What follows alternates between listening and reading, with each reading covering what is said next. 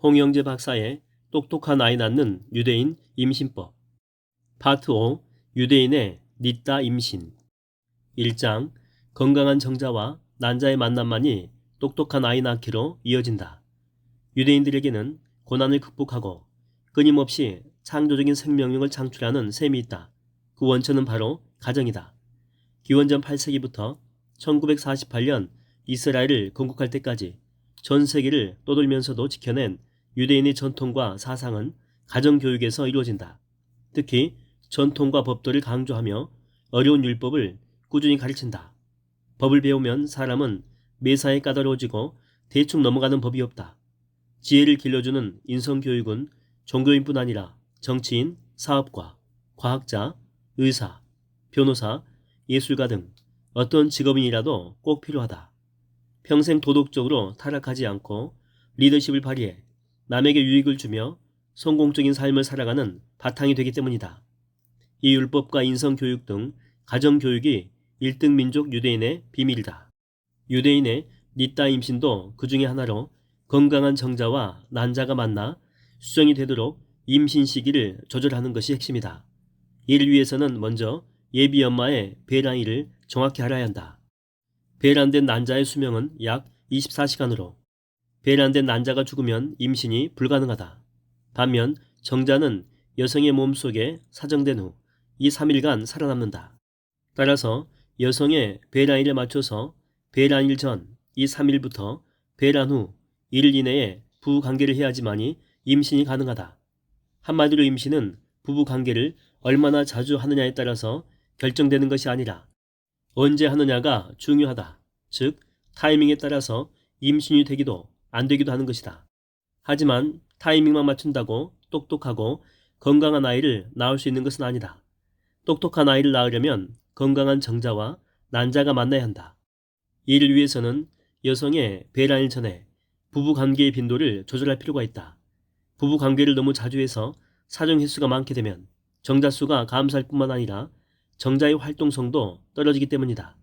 다시 한번 강조하지만 유대인은 바로 이런 계획 임신 비법을 오래전부터 실행해 왔기 때문에 그렇게 많은 천재를 배출할 수가 있었다.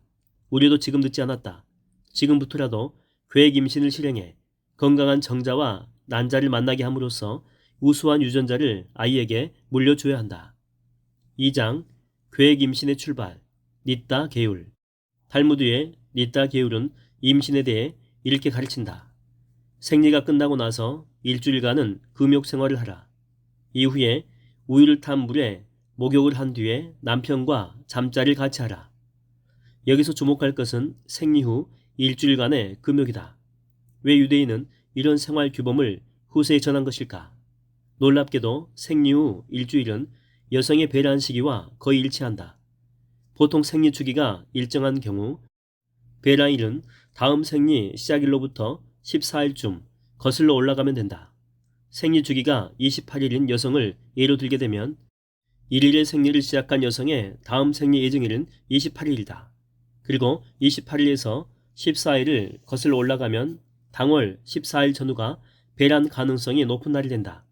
1일부터 생리를 시작해 생리 기간을 7일로 잡고 7일을 금욕하면 14일이 되니 유대인이 생리 후에 금욕 기간을 거쳐 부부관계를 시작하는 날과 배란 시기가 거의 일치하는 것을 알 수가 있다. 이로써 유대인의 닛다 계율이 여성의 배란 시기에 맞춰서 부부관계를 권한다는 것을 알 수 있다. 또 하나, 일주일간의 금욕은 남성의 정자수를 늘려준다.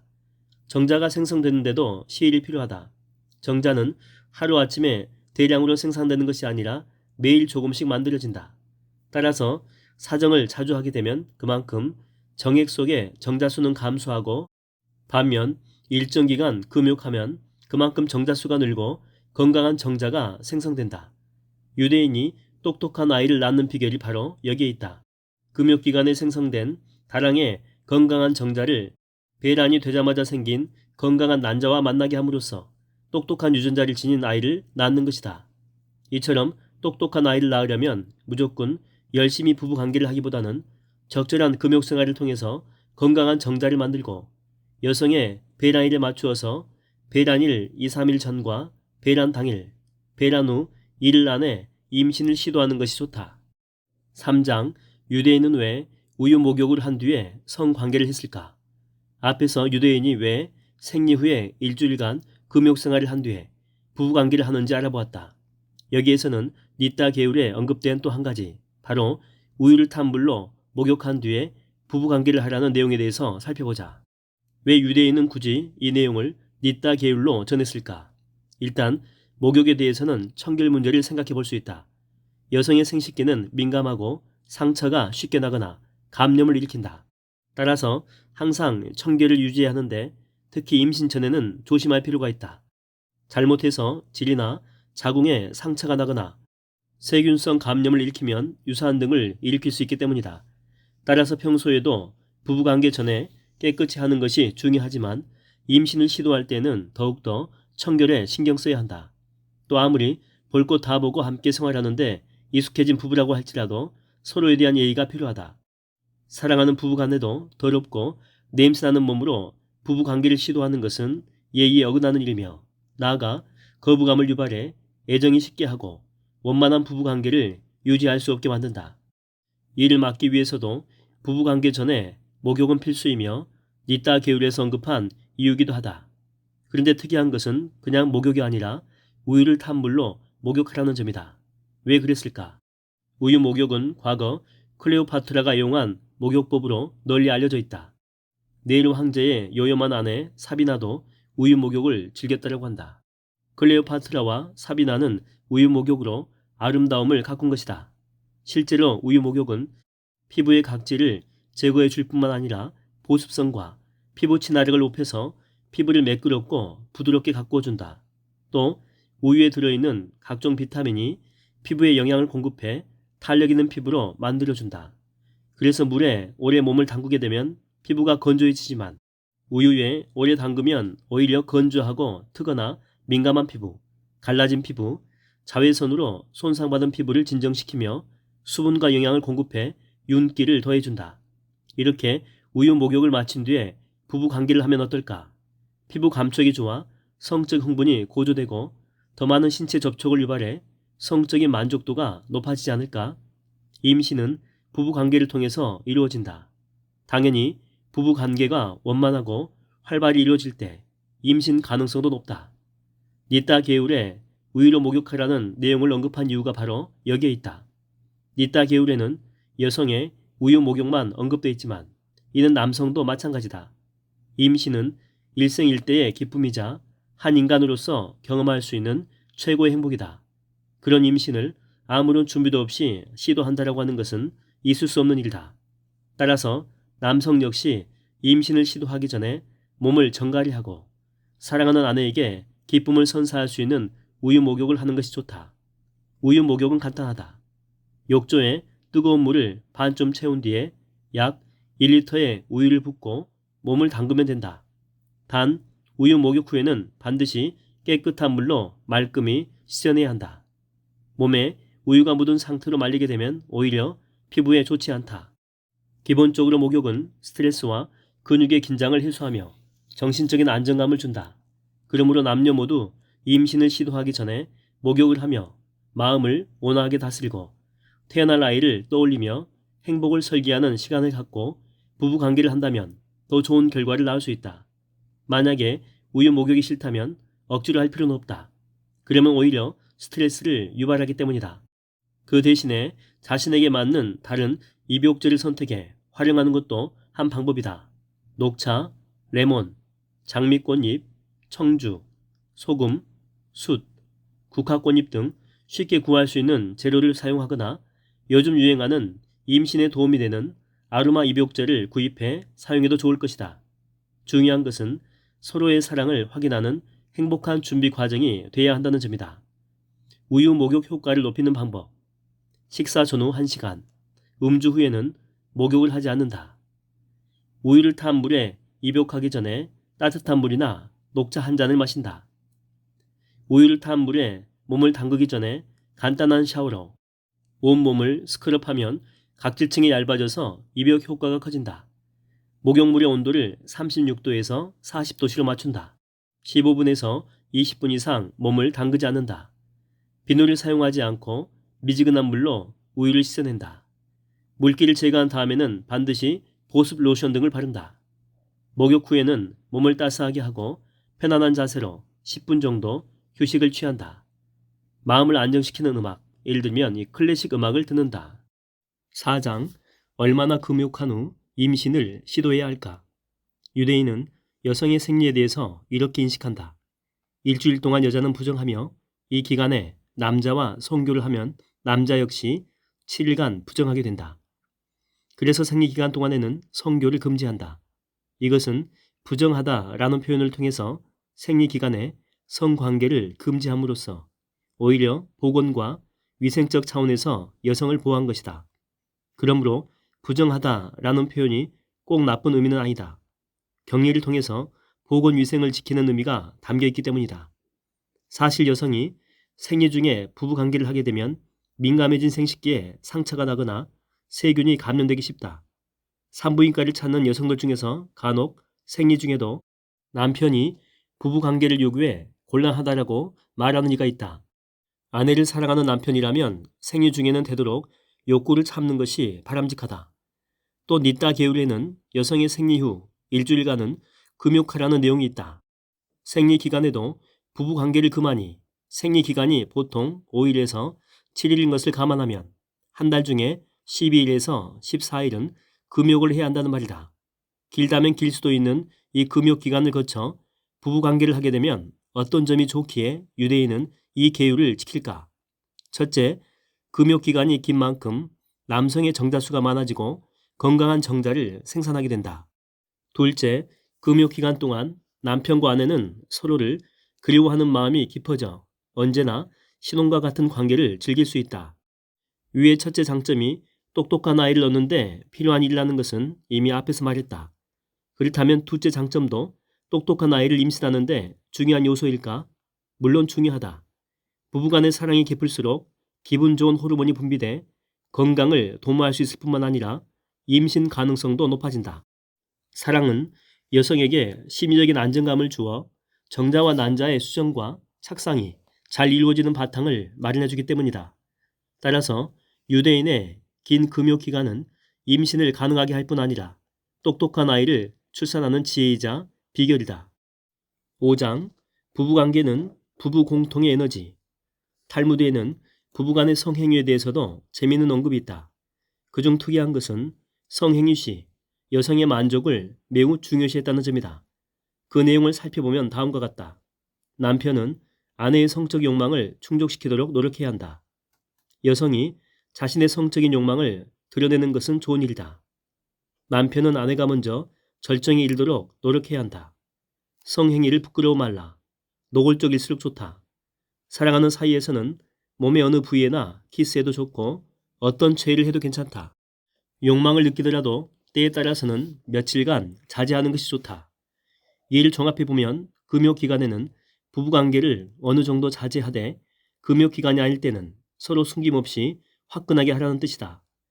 또 성관계에서 여성의 오르가즘을 매우 중요한 부분으로 여긴다는 것을 알 수 있다. 그러면 여성의 오르가즘은 임신과 어떤 연관이 있을까? 임신이 되려면 먼저 여성의 몸 안에 남성의 사정을 해야 한다. 하지만 사정을 한다라고 해서 정액이 모두 여성의 질 속으로 흘러 들어가는 것은 아니다. 대부분의 정액은 여성의 몸 밖으로 흘러나온다. 이렇게 되면 당연히 몸 안으로 들어가 난자를 향해 가는 정자수도 줄어들 수밖에 없다. 그러나 여성이 오르가즘을 느끼게 되면 이에 대한 반응으로 여성의 질과 자궁 근육이 자궁 쪽으로 딸려 올라간다. 이러한 현상을 텐트 효과라고 하는데 이는 사정 후에 여성의 몸 밖으로 흘러나오는 정액의 양을 줄일 뿐만 아니라 정액 속에 들어있는 정자의 추진력을 제공해 난자에 좀 더 쉽게 다가갈 수 있게 만든다. 그러므로 오르가즘으로 텐트 효과가 나타나면 정자와 난자의 수정 가능성이 높아져 임신 확률도 높아진다. 반대로 여성이 오르가즘을 느끼지 못하면 텐트 효과가 일어나지 않아 그만큼 임신 가능성이 줄어든다. 그래서 어떤 학자들은 오르가즘의 부재를 불임의 한 원인으로 지적하기도 한다.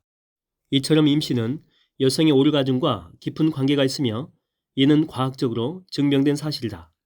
1970년 코펜하겐 대학 연구팀은 이 사실을 확인한 바가 있다. 여성이 오르가즘에 도달했을 때 자궁과 질을 촬영한 결과 자궁의 수축 운동이 약 0.8초 간격으로 나타났고, 오르가즘의 정도가 강할수록 자궁 내에 압력이 증가해 정액이 질 속으로 많이 빨려 들어갔으며 난자 근처에 도달하는 정자수가 늘어났다는 것이다. 따라서 임신을 원하는 남성이라면 반드시 여성의 성적 만족감에도 신경을 써야 한다. 여기서 간과하지 말아야 할 것은 여성이 육체적인 격렬함만으로 오르가즘을 느끼는 것은 절대 아니라는 점이다. 정신적인 만족감과 육체적인 만족감이 어우러질 때 비로소 오르가즘에 도달한다. 그러므로 남성은 충분한 전이와 애정 표현을 동반한 부부관계를 통해 여성의 오르가즘을 이끌어낼 필요가 있다. 여성의 몸은 사랑에 반응하기 때문이다. 부부의 성은 5%의 신체적인 요인과 95%의 정서적인 요인으로 이루어지므로 아내 역시 적극적으로 자신의 요구사항을 표현함으로써 부부관계를 열정적으로 만들 필요가 있다. 무엇보다 중요한 것은 사랑이다. 우리 몸은 사랑이라고 하는 정신적인 언어에 민감하며 사랑이 깊을수록 임신 가능성도 높아진다. 사랑의 결과물로 임신을 원한다면 화끈하게 정열적으로 서로 사랑하는 것이 좋다. 6장 임신율을 높여주는 체위. 여성의 오르가즘이 임신 가능성을 높여준다면 부부관계 시에 취하는 섹스 체위는 어떤 영향을 미칠까? 체위에 따라서 임신 가능성이 달라질까? 그리고 임신이 안 되는 체위도 있을까? 결론부터 말하자면 어떤 체위를 하더라도 임신이 안 되는 경우는 없다. 다만 다른 체위에 비해서 임신 가능성이 다소 줄어드는 체위는 있을 수 있다. 몇몇 체위는 사정시 질 안으로 흡수되는 정액의 양이 다른 체위에 비해서 줄어들기 때문이다. 즉 사정시 여성의 질 밖으로 흘러나오는 정액의 양이 다른 체위에 비해서 조금 많은 체위가 있다는 것이다. 여성의 몸 안으로 들어가는 정액의 양이 많을수록 임신 가능성이 높아진다는 측면에서 이런 체위는 다른 체위에 비해서 임신 가능성이 다소 떨어진다라고 말할 수 있다. 그렇다면 어떤 체위로 부부관계를 할 때에 여성의 몸 밖으로 흘러나오는 정액이 많은 걸까? 대표적 두 가지 체위를 말하자면 남성이 여성의 뒤에서 자리 잡고 사정할 경우와 여성이 남성의 위에 자리 잡은 상태에서 사정할 경우다. 각각 후배위, 여성 상이라고 하는 이 자세로 사정을 하게 되면 대체로 정상 체위에 비해서 여성의 몸 안으로 들어가는 정액의 양이 적어진다. 따라서 부부관계 도중이라면 상관없지만 사정을 할 때는 후배위와 여성 상위 체위를 하지 않는 것이 좀 더 많은 정자를 여성의 몸 안으로 들여보내는 방법이 될 것이다. 반대로 가장 많은 정액을 여성의 몸 안에 흡수되게 하는 방법은 정상 체위다. 여성이 아래, 남성이 위에 위치하는 정상 체위를 기본으로 사정 직후 여성의 다리를 높이 들어올리면 여성의 몸 안으로 분출된 정액이 더 깊은 곳에 도달해 임신 가능성을 다소 높일 수가 있다. 이 밖에도 남성이 정력 분출력을 강하게 하는 것도 도움이 된다. 7장 정확히 알아야 할 임신의 메커니즘. 예비 엄마 아빠라면 어떻게 임신이 되어 아이가 태어나는지 정확히 알 필요가 있다. 간단히 말하면 부부관계를 통해서 남성의 몸에서 배출된 정자가 여성의 몸 안으로 들어가 난자와 수정되면 임신이 이루어진다. 하지만 실제로 임신이라고 하는 결과를 얻기 위해서 여성의 몸 안에서 이루어지는 난자를 향한 정자의 여행은 길고 험난하기가 이루 말할 수 없다. 그 과정을 정확히 안다면 아무 계획 없이 아이를 갖는 것이 얼마나 어리석은 일인지, 임신이 왜 축복할 일이며 기적이라고 부르는지 알 수 있을 것이다. 또 그만큼 태어날 아기를 소중히 여기게 될 것이다. 그럼 임신이 되는 과정을 알아보자. 1. 난자의 배란. 여성은 애초에 200만 개가량의 난자를 난소 안에 가지고 태어난다. 하지만 성장하면서 차춤수가 줄어들어 임신 가능한 연령이 되면 양쪽 난소에 몇만 개의 난자만 남는데 그 중에 400개 정도만 일생을 통해 배란된다. 난소에서 난자가 배출되는 것을 배란이라고 하며 보통 한 달에 한 번, 한 개의 난자가 배란된다. 배란된 난자는 난소 표면에 붙어 있는데 난소체가 움직여 이것을 나팔관으로 이동시킨다. 배란기가 되면 자궁 경부에서 맑은 점액이 분비되고 이 시기에 부부관계를 하게 되면 사정된 수억 마리의 정자 중에 우수한 일부 정자만 점액을 타고 나팔관 안으로 들어가게 된다. 2. 난자와 정자의 수정. 질 속으로 들어간 정자는 긴 꼬리로 헤엄을 쳐서 난자를 향해서 나아간다. 하지만 그 과정이 순탄치만은 않다. 여성의 몸 안에 질비한 난관을 뚫고 자기 몸 길이의 5,000배쯤 되는 길을 헤엄쳐 가야 하기 때문이다. 그 과정에서 대부분 죽기 때문에 사정된 수억 개의 정자 중에 난자 가까이까지 살아서 도착하는 정자는 불과 150개에서 200개 정도뿐이다. 이 중에 보통 단 한 개의 정자만 난자와 결합할 수 있다. 난자의 생명은 배란 후 약 18시간에서 24시간, 정자의 생명은 사종 후 약 48시간에서 72시간 정도 되므로 난자가 나팔관에 도착할 때쯤에 정자가 그곳에 도달하거나 나팔관 안에서 정자가 살아있는 동안 난자가 들어오면 수정이 된다. 3. 수정란의 착상.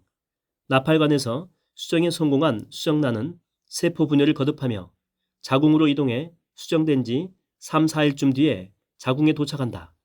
그리고 계속해서 세포 분열을 하며 자궁벽을 뚫고 안착하는데 이를 착상이라고 한다.